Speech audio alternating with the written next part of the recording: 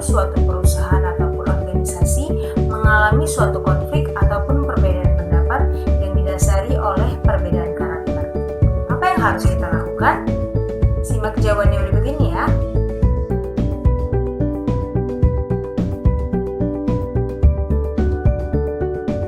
Dalam penyelesaian konflik di tempat kerja, penting bagi kita untuk dapat mengetahui berbagai macam kepribadian.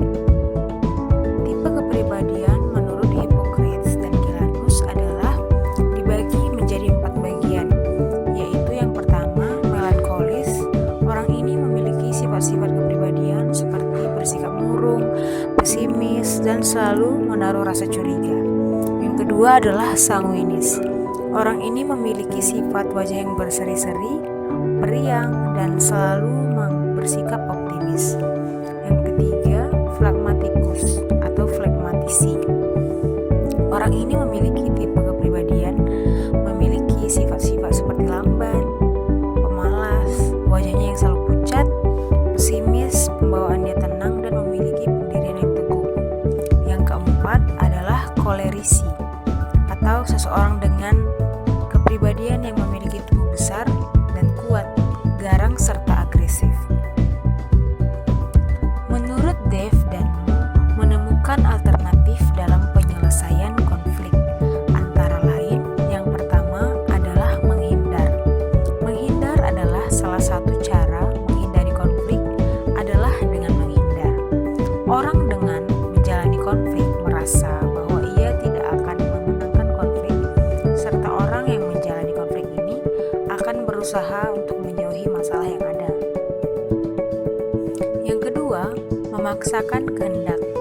Memaksakan kehendak adalah cara seseorang untuk menyelesaikan konflik, yaitu memaksakan lawannya untuk menerima penyelesaian yang dia inginkan. Yang ketiga adalah menyesuaikan kepada keinginan orang lain. Orang yang merasa terkena konflik merasa bahwa konflik tidak dapat dibicarakan jika merusak hubungan baik. Maka dari itu, ia mempertahankan hubungannya dengan orang lain. Yang keempat, tawar-menawar. Individu yang terkena konflik akan mengabarkan sebagian tujuannya dan meminta lawan konflik mengobarkan sebagian tujuannya juga. Selanjutnya yang terakhir adalah kolaborasi. Individu yang terkena konflik berusaha memulai sesuatu pembicaraan yang dapat mengenali konflik sebagai suatu masalah dan mencari pemecahan yang memuaskan keduanya. Pertanyaan yang kedua yaitu bagaimana bila kita sebagai seorang karyawan menanggapi gaya kepemimpinan yang tidak sesuai dengan karakter kita. Bisa jadi pemimpin itu tidak siap diangkat sebagai seorang pemimpin ataupun memiliki kendala-kendala yang lain. Bagaimana cara kita menanggapinya? Yang pertama adalah bagaimana jika kita diposisikan sebagai HRD dari perusahaan tersebut, dan yang kedua, bagaimana jika kita diposisikan sebagai public relation. Simak jawabannya di video yang selanjutnya ya.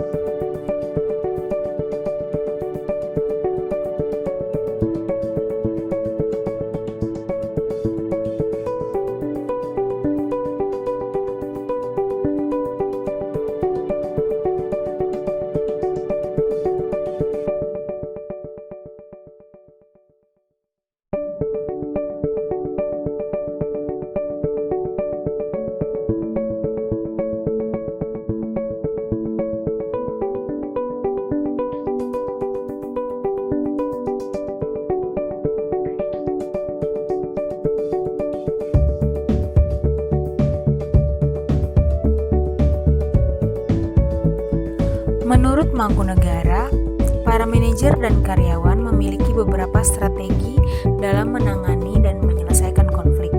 Di antaranya adalah yang pertama, menghindar, yaitu menghindari konflik dapat dilakukan jika isu atau masalah yang memicu konflik tidak terlalu penting.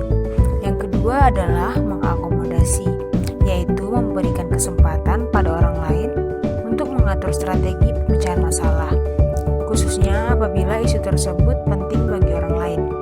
Hal ini memungkinkan timbulnya kerjasama dengan memberi kesempatan pada mereka untuk membuat keputusan.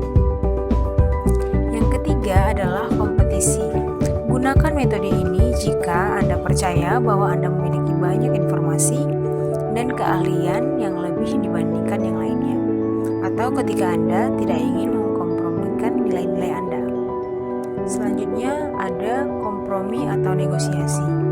Masing-masing memberikan dan menawarkan sesuatu pada waktu yang bersamaan, saling memberi dan menerima, serta meminimalkan kekurangan semua pihak yang dapat menguntungkan semua pihak.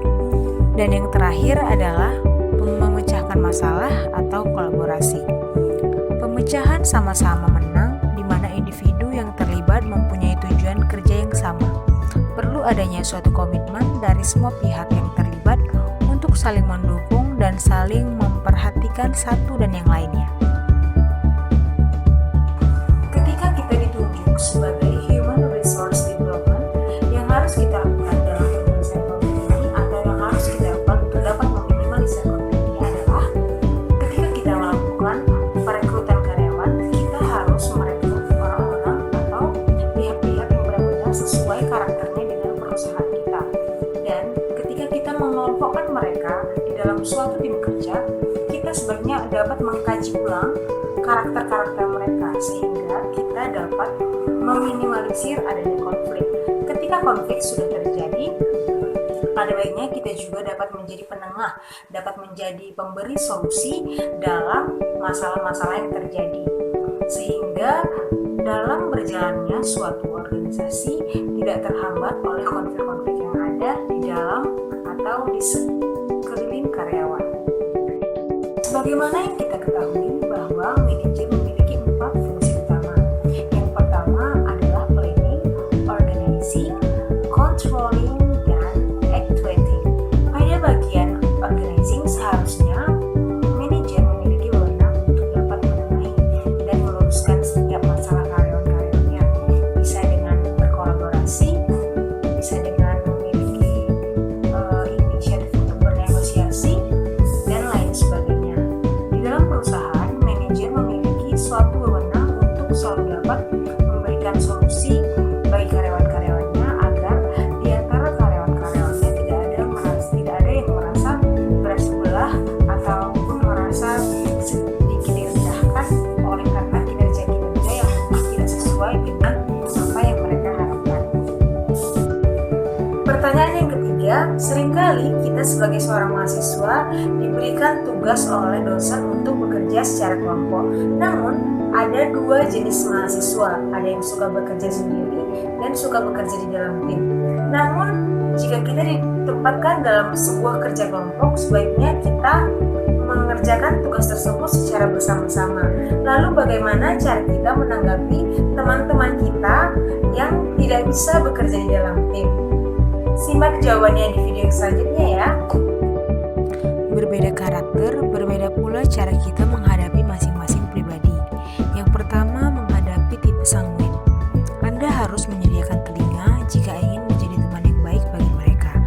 Kadang jika kita mendengarkan, banyak cerita atau lelucon menarik yang mereka lontarkan. Walaupun begitu, terkadang mereka bisa bercerita sampai berkali-kali, hingga bisa membuat kita bosan. Tapi usahakan untuk selalu menjadi pendengar yang baik bagi mereka. Yang kedua adalah menghadapi tipe koleris. Orang koleris cenderung tidak peka, jadi jangan menuntut mereka berlebihan. Sifat mereka yang terkadang egois juga membuat mereka cenderung lebih memiliki diri sendiri atau lebih memikirkan diri sendiri. Anda perlu bersabar menghadapi mereka. Yang ketiga adalah menghadapi tipe melankolis. Mereka tipe menghargai janji dan waktu. Jadi jangan lupakan janji Anda kepada mereka, apalagi bila Anda yang pelupa.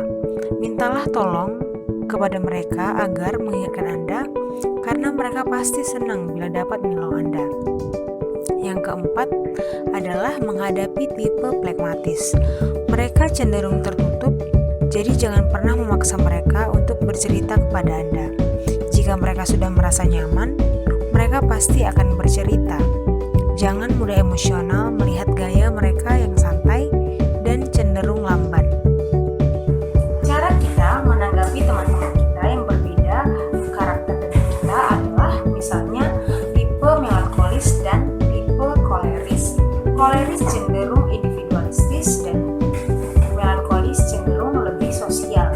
Ketika kita memiliki tipe melankolis, kita seharusnya lebih paham pada tipe-tipe koleris dengan memberikan mereka terlebih dahulu ruang untuk dapat berekspresi, lalu setelah mereka memiliki imajinasinya, setelah mereka memiliki idenya, lalu kita minta mereka menuangkan ide mereka ke dalam kelompok yang sudah ditunjuk oleh dosen mata kuliah. Sebaliknya, jika kita tipe koleris, sebaiknya kita juga harus dapat lebih membuka diri, karena tugas yang diberikan adalah tugas kelompok yang seharusnya